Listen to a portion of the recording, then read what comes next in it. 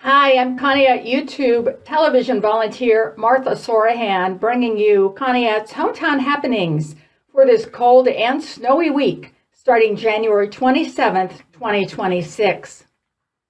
For the first time, all 13 full-time firefighters with the Conneaut Fire Department were officially sworn in together in Conneaut Municipal Court on January 23rd. That the firefighters had never been sworn in likely comes as a surprise to not only the public, but it came as a surprise to Conneaut City Manager Nick Sanford as well. The discovery followed a recent operational and efficiency audit of the fire department.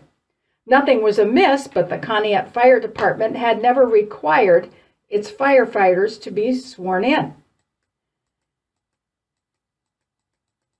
Mr. Sanford changed that, however, calling the swearing in a milestone of the fire department's 113-year history. He said that taking the oath of office adds a layer of public trust because it commits individuals to the fire department and the community they serve. Swearing in of full-time firefighters will become standard practice in the future. And the city's water reclamation plant now has a new name. Conneaut City Council had a special presentation on January 26th to mark the naming of the Anthony Giulio Water Reclamation Plant. The new name recognizes the contributions by longtime wastewater employee and later consultant Anthony Giulio, nicknamed Bugsy, who died on January 8th. The new name was the brainchild of wastewater manager Brian Bidwell. He, along with Mr. Giulio's family, was in council chambers for the special presentation.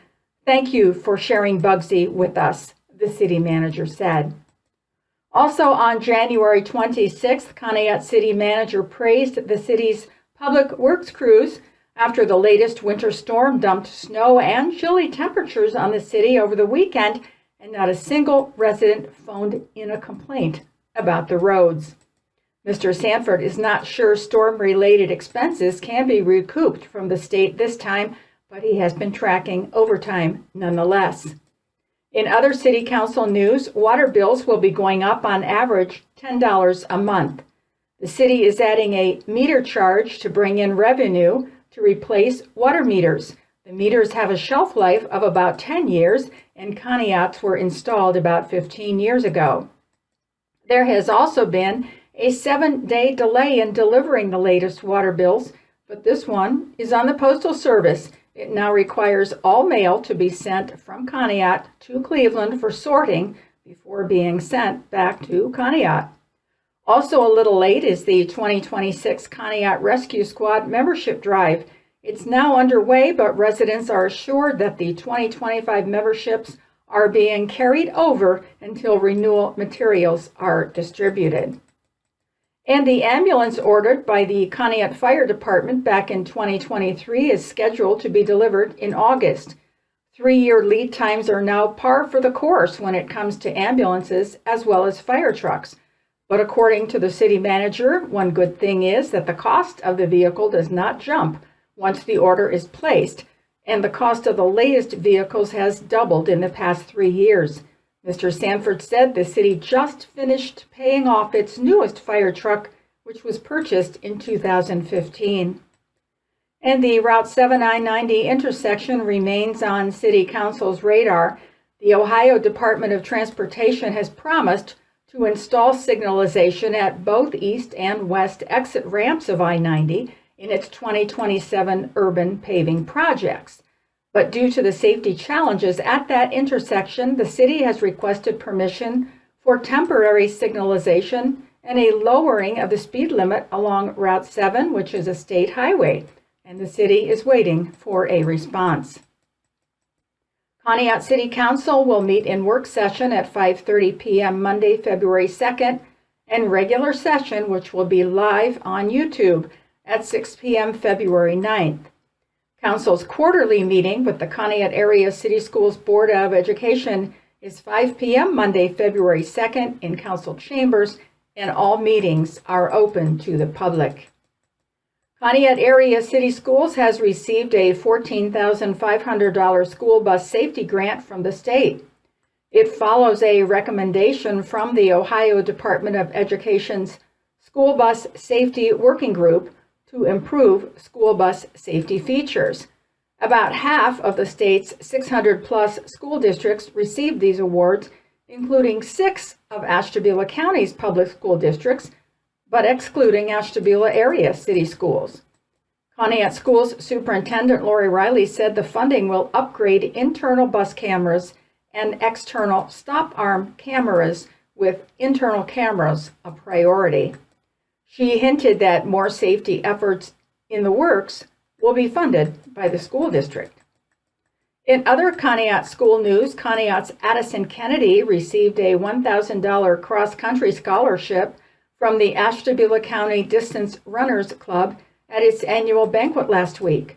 The club also announced its first race of 2026 will be the Shamrock 2 Mile on March 14th. The club plans to restart its weekly running club, which dissolved during COVID.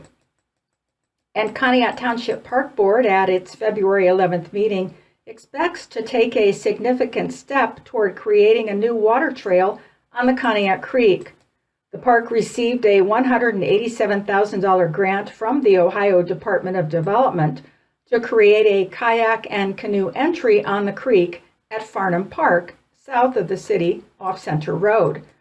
The park board received 4 bids for the project and expects to approve one of them on February 11th.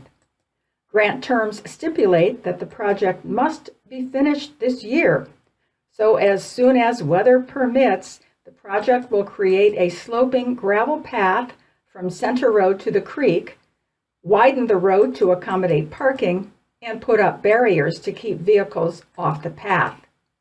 With canoe-kayak entry points on the Conneaut Creek at Old Mill, the new project will give canoers and kayakers places to put in their watercraft and travel the 17 miles between Farnham and Old Mill. Conneaut Township Park Board President Michael Smith said that Farnham Park will otherwise remain closed because its remote location attracts troublemakers. In county news, the iconic lift bridge over the Ashtabula River in Ashtabula Harbor celebrated its 100th birthday on January 15th with a public gathering that attracted about 75 people. Formerly known as the Strauss Bascule Lift Bridge, located along the Lake Erie Trail, State Route 531, it is a National Historic Landmark and the last remaining single-leaf lift bridge on Ohio's state highway system. At a meet and greet in Rock Creek last week, hosted by Ashtabula County Commissioners Casey Kozlowski, Catherine Whittington, and J.P. Ducrow, state-level changes in property taxes was the main concern. The tax group behind the proposed Citizens Ohio constitutional amendment is seeking additional signatures beyond the 400,000 they already have statewide to ensure that the measure gets on the November ballot. If passed, property taxes would be outlawed in Ohio. Although this would end property tax foreclosures, it could also leave public entities such as schools and libraries, police, and fire departments without funding in its present form. It could also mean higher sales taxes to offset the loss of this property tax revenue. Ashtabula County Auditor Scott Yamamoto, who was also at that meeting, acknowledged that many, especially seniors on fixed incomes, are having trouble paying property taxes, but he could not say how much of a sales tax increase would offset a lack of property tax collection. He also added that high state sales taxes could send people to shop in states with lower sales tax rates. And in local theater news, the Ashtabula Arts Center's 13th Street Theater's Fat Boy the Musical has final performances at 7:30 p.m. January 30th and 31st and 2 p.m. Sunday, February 1st.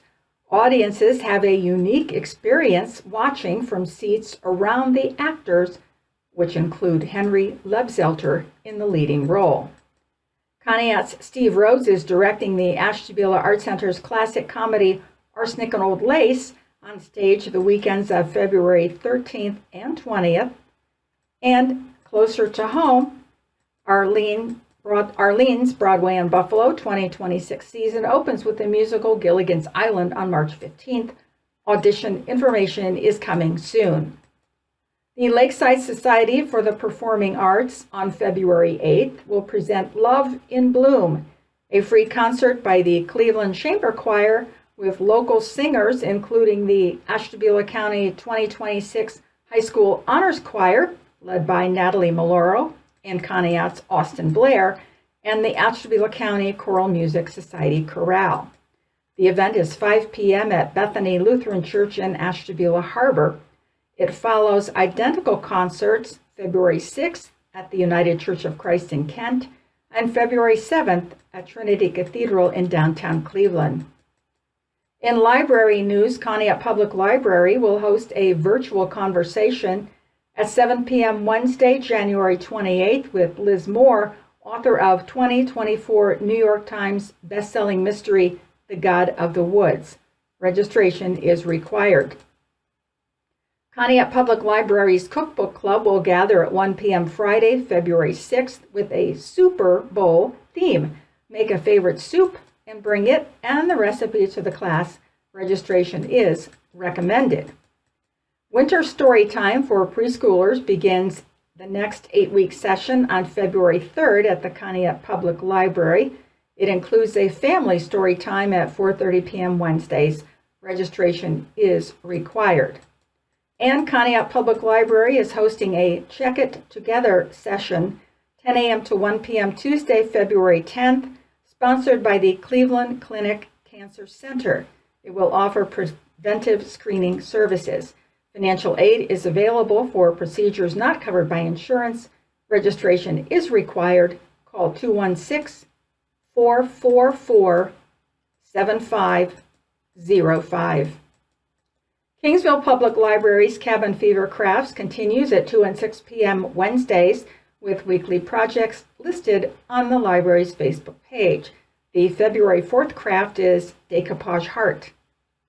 Kingsville Public Library is hosting Introduction to Computers at 2 p.m. Monday, February 2nd, teaching computer basics to all levels of beginners at their own pace. Cooking with Miss Martha for students in grades 6 to 12 will make one-pot lasagna at 4:30 p.m. Thursday, February 5th. Registration is required for all Kingsville Library programs.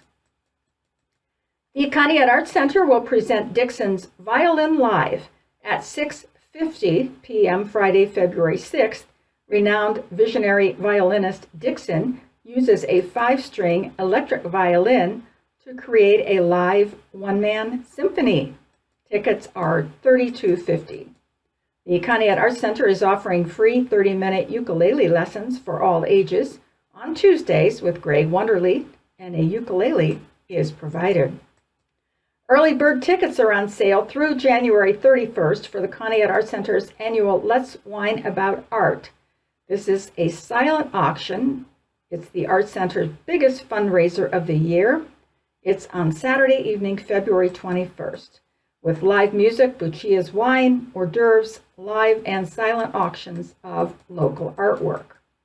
Those who purchase early bird tickets will be entered into a drawing to win a gift basket valued at $80. Event tickets are $50 each or $95 per couple, $360 for a table for 8. Event sponsorships are also available. Good Shepherd Lutheran Church Annual Designer Purse Bingo is 6:30 p.m. Saturday, February 7th with dinner. Doors open at 5 p.m. It's a BYOB evening. Call the church for tickets.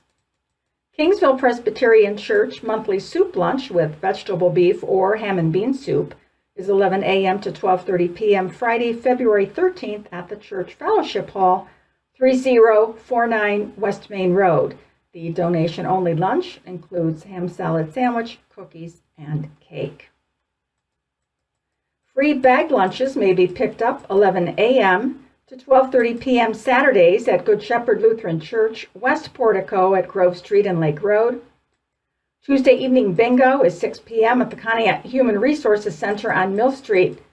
And the Hope Warming Center at the former IOOF Hall on Liberty Street offers free hot meals 6 to 9 p.m. Wednesdays and is open all night when temperatures drop below 15 degrees.